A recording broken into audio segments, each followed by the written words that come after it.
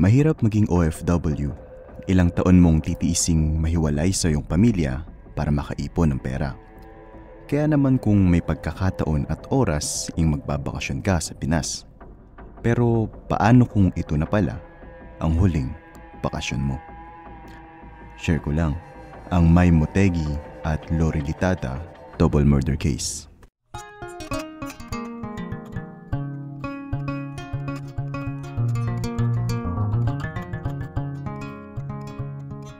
Si Lori Litada, isang OFW kasama ang kanyang anak na si Mai Motegi na isang Japanese citizen at nagtatrabaho sa isang airline sa Japan, ay umuwi para magbakasyon sa Pilipinas. Mula sa airport, pumunta ang mag-ina sa Quezon noong February 19, 2024. Nakituloy sila sa nakatatandang kapatid ni Lori na si Ligaya Pahulas. Bukod sa pagbabakasyon, layunin din ng mag-inang bumili ng isang property sa Quezon, kaya masasabing pinaghandaan nila ang pag-uwi sa bansa.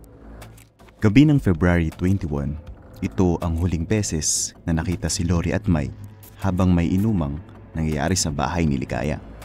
Ayon kay Ligaya, nag-away raw ang mag-ina, ngunit dahil Japanese ang salita ng dalawa ay hindi nila ito maintindihan. Alauna ng parehong araw, nagpahatid ang mag-ina pa Maynila upang umuwi na raw sa Japan. Hinatid daw ni Ligaya ang mag-ina sa isang highway para makasakay sa bus. Pagkatapos nun, hindi na nakita ang dalawa. Nagtaka naman ang ibang kamag-anak ni Lori at Mai sa agarang pag-alis ng dalawa sa bansa. Bilang OFW na nagbabakasyon, nanaisin mong sulitin ang ilang araw o linggo mo sa Pilipinas.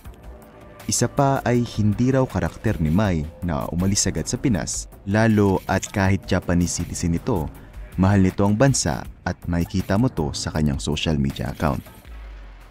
March 1, nagpunta ang mga pulis at Japanese embassy sa bahay ni Ligaya upang tanungin kung ano ang kalagayan ng mag-ina.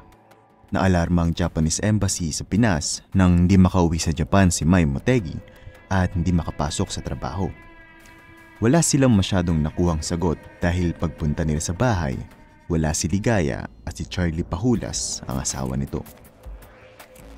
March 9, nag-report na ang mga kamag-anak ng mag-ina dahil di na sila makontak.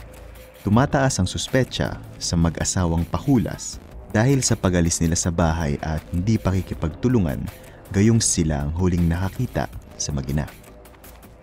Hindi nagtagal, nakitang palutang-lutang ang suitcase ng mag-ina at nang buksan ay tumambad ang duguang mga gamit nila. Indikasyon ng kinakatakutan ng kanilang mga kamag-anak. Agad na konekta ang mga suitcase sa mag-ina at agarang nag-imbestiga ang PNP dahil dito. March 14, natagpuan ng mga bangkay ng mag-ina na nakalibing sa mismong bakuran ni Ligaya. March 17 nang sumuko si Ligaya Pahulas sa PNP sa Pio Duran sa Albay kung saan siya nagtago. Ayon sa mga pulis, nagtangka pang magpakamatay si Ligaya nang uminom ito ng insecticide bago sumuko. Pero ano nga bang nangyari at paano binawian ng buhay ang mag-ina? Ayon sa kanya, 4 silang gumawa ng krimen kasama ang kanyang asawang si Charlie. Pinalo raw nila ng tubo at pinagsasaksak sina Lori at Mai hanggang sa mamatay ang mga ito. Nang matagpuan ng mga bangkay, maraming ang saksak si Lori sa dibdib at basag naman ang panga ni Mai. Sinasabi ni Ligaya na napuno na lang daw siya sa ugali ng mag-ina kaya nagawa ang krimen.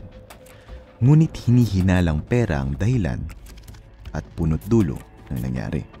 Ito'y dahil nawawala ang malaking halaga na dala ng mag-ina na dapat sana'y pambili nila ng property sa Quezon.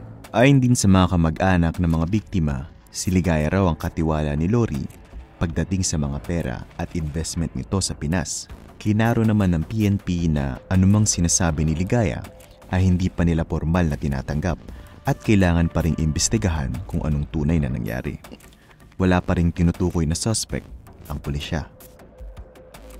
Nakakatakot isiping ang taong pinagkakatiwalaan ni Lori ay ang mismong tatapos sa buhay niya.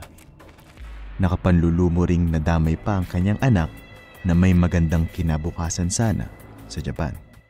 Isa sa mas malaking implikasyon nito, lalo na sa mga kababayan nating nasa Japan, ay ang pagkakaroon ng stigma na mamamatay tao ang mga Pilipino. Dahil ilang buwan lang ang nakakaraan ay may hinuling 2 Pinoy sa Japan dahil naman sa pagpatay nila sa mag-asawang Hapon, at ngayon itong kaso naman ng mag-inang Litada at Motegi. Maraming salamat at hanggang sa muli.